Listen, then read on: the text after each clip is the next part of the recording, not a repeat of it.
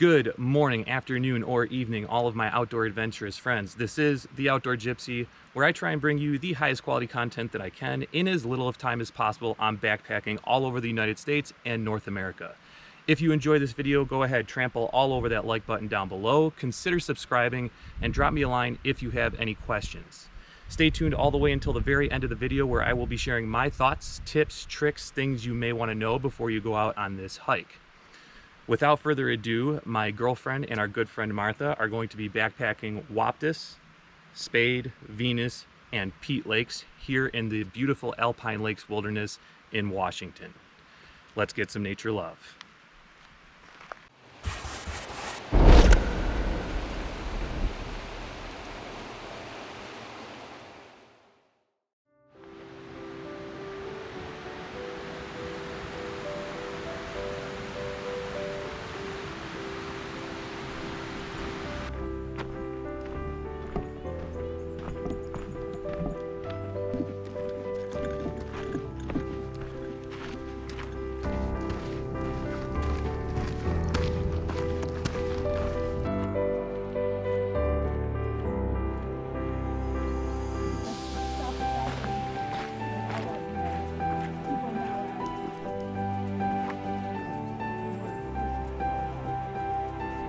Everything said something.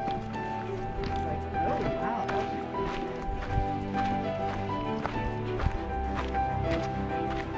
He was just hiking on the trail.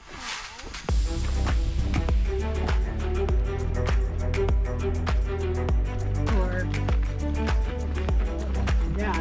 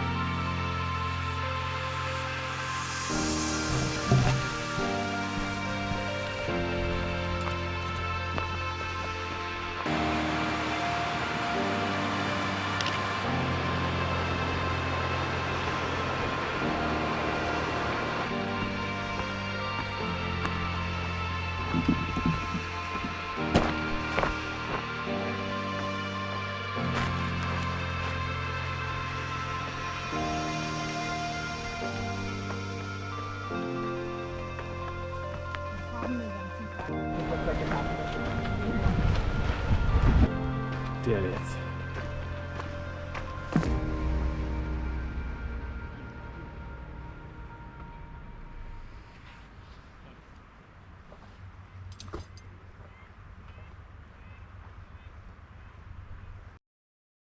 All right, guys, welcome back.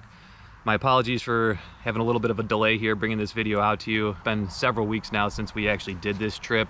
I've just been really busy with a lot of other good stuff going on in my life. Actually, a couple of other backpacking trips. I will be leaving a link to those videos right up here when I actually complete those being near Olympic National Park, Mount Townsend Loop specifically, as well as the Tubal Cain hike. Also took my mom for her delayed 60th birthday up to Alaska. My brothers and I, we all pitched in to try and celebrate her 60th birthday the right way, and I think we were able to accomplish that in an epic fashion. So just really busy, but in a good way, hence the reason the delay for this video. But enough about that, back to the details on this particular trip. I'm just gonna go over some real quick general information on this hike. As you can see here on my Coros app, this hike went about 45 miles with an elevation gain of 10,000 feet. I think for you, it might be a little bit less just because I have to go back and forth quite regularly for filming purposes. So just know roughly 45 miles with elevation gain of 10,000 feet. Getting to the trailhead is quite easy. All you're gonna have to do is plug in Salmon Lasac Trailhead, and Google Maps should take you right to the trailhead. You will not need a high ground clearance vehicle. It is very easy getting in there. The parking lot itself is very accommodating. Even on a busy weekend, you should have no problem finding an open spot to park. Keep in mind, you will need a Northwest Forest Pass permit or a National Parks Pass permit. There are a couple of pit toilets there before you begin any adventure that you have, so that is a nice convenience. For us on this particular trip, we did decide to do this over 4 days and 3 nights. We spent 2 nights camping at Waptis Lake with 1 night at Pete Lake with a day hike to Spade and Venus lakes in between. For day 1, you are going to be primarily hiking through the woods along the Waptis River. You will get some intermittent breaks where you do get to see some of the surrounding mountains. Specifically, you are going to get to see Chimney Rock Mountain later on, Summit Peak Mountain, and Bear's Breast Mountain. When you get about half a mile away from the lake is where it starts flattening out, and you will start to notice some campsites. There are plenty of campsites around this lake. If you found that the campsite we stayed at was particularly cool, which I will be a little biased here and say that it was amazing, then go a little bit further into the far end of the lake where there will be a little rocky outcropping or a peninsula of sorts. It does have room enough for 3 to maybe 4 tents depending on the size of your tent and your party, but it is amazing here. I would highly suggest it. One thing to take into consideration when you're doing this trail is the mosquitoes. I would encourage you to bring a bug net, or if you don't have a bug net, you are gonna need lots of bug spray. Otherwise, you're gonna fall prey to these little buggers. Once you get about 1/3 of the way into this trail, we found that they got pretty nasty and pretty intense really quickly. The trail itself is in really good shape. We only found that there were 2 or 3 trees down that make your life a little bit harder to cross over. There are plenty of spots along the Waptis River to fill up with water, so water is not an issue on this particular section of the trail. Once we got to Waptis Lake, we did see 3, 4, 5 ducks or so on the lake, and we also got to see half a dozen fish in Waptis Lake. So if you are somebody who likes to do some high alpine fishing, they are definitely in Waptis Lake. I'm not too sure what type of fish they were, but they are there. Day 2. I really don't know how to describe this day very well, other than maybe Knee Destroyer and Soul Crusher. Unless you are one of these twisted people that just gets off on really, really difficult day trips or backpacking trips, then plan accordingly. This part of the trail is going to be a butt whooper. All I can say is I'm super glad that we did this as a day hike, because if we had to backpack this all the way up to Spade or Venus Lakes, I don't know how well we would have fared, to be quite honest with you. And I know you're thinking, oh, Dave, you're just soft. Maybe, but I've done a lot of trails and a lot of backpacking trips. I can tell you, you are going to be going uphill to Spade and Venus Lake for what feels like absolute eternity. If you are hard set on backpacking at Spade or Venus Lakes, and you're like, I'm going to do this no matter what you say, fine, go for it. A couple of things to keep in mind. I did not see any water between Waptis and Spade Lake, so I would strongly encourage you to fill up with as much water as you can at Waptis. There is a very beautiful meadow full of wildflowers, and this is where we saw most of our wildflowers on this trip once you're around Spade Lake. I would encourage you really to take a dip in the lake. It's beautiful. I mean, you're not going to get a better alpine lake to swim in. We definitely did. There are a decent amount of mosquitoes and definitely some big horse flies when you are at the lake, especially in the meadows as well. So it does kind of make the camping around Spade Lake a little bit of a nuisance. Keep that in mind. When you do continue on to Venus Lake, it's pretty much a bushwhacking trail. The only thing I can say is follow the trail as much as you can and stay along the right side of the river that is coming down from Venus Lake. Once you're at Venus Lake, it is beautiful, there's no doubt. We all pretty much came to the consensus that the bushwhacking to get up to Venus Lake pretty much wasn't worth it since Spade was so beautiful. But nonetheless, you know, you are critiquing just an artwork of nature, but take it for what it is. Again, those are just my opinions. Let me know your thoughts down below. Did you think hiking up to Spade and Venus was pretty easy? Did you not find the trails that bad? What did you think of the wildflowers? Did you get to take a dip inside either one of those two lakes? I'd love to know your answer. Drop me a line down below. Day 3 was a very welcomed relief from the previous day's butt whooping. We packed up our camp and we hiked along the far edge of Waptis Lake until we came into the junction with the PCT. Once we are on the PCT, you're going to switch back up the mountainside, but you are going to be rewarded with absolutely stunning views of Chimney Rock and Bear's Breast Mountain. And as you continue to ascend up, you will be able to look back on where you came from earlier in the day over Waptis Lake. Eventually, you are going to come to a fork in the road where you can go left to take the Waptis Burn Trail or continue on the PCT. Keep in mind, both will eventually lead you back into Pete Lake. The continuation of the PCT section will take you a little bit longer, but you're going to be rewarded with a little bit more views. If you opted to take Waptis Burn like we did, the trail is going to be shorter, but the views are going to be fairly uneventful. Pete Lake itself was a very nice lake. I'm not going to say it's something overly majestic or incredible. It didn't really wow me, but it is a nice lake. We found it to be incredibly busy, and there are lots of campsites surrounding the entirety of this lake. If you are looking for solitude, this probably isn't going to be the best place for it. There are also a ton of bugs here at this campsite. We had to put our jackets on in different layers and all sorts of bug spray. So again, if you have bug nets, use them. Otherwise, douse yourself with the bug spray. Pete Lake is a pretty shallow lake. You are going to have to be a little bit picky and choosy with where you go swimming in this lake. There are a couple of small little swimming holes, but again, overall, I wouldn't say it lends itself very well to swimming. We did see a couple of guys out there fly fishing, and they did pull out a couple of really small fish. So again, if you do like fishing and you want to bring a rod and reel, then you will be able to get some fish out of this lake. All right, day 4, our final day to complete our loop hike back to Salmon Lasac Trailhead. Packed up camp from Pete Lake. It was a very nice stroll through the woods. I wouldn't say it was anything overly wowing or impressive, and you do essentially hike along Cooper River for most of this day's trail.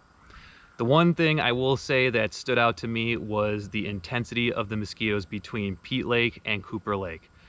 With the exception of living in Fairbanks, Alaska, I would say the mosquitoes in this section of trail are some of the most intense I've ever seen in my life.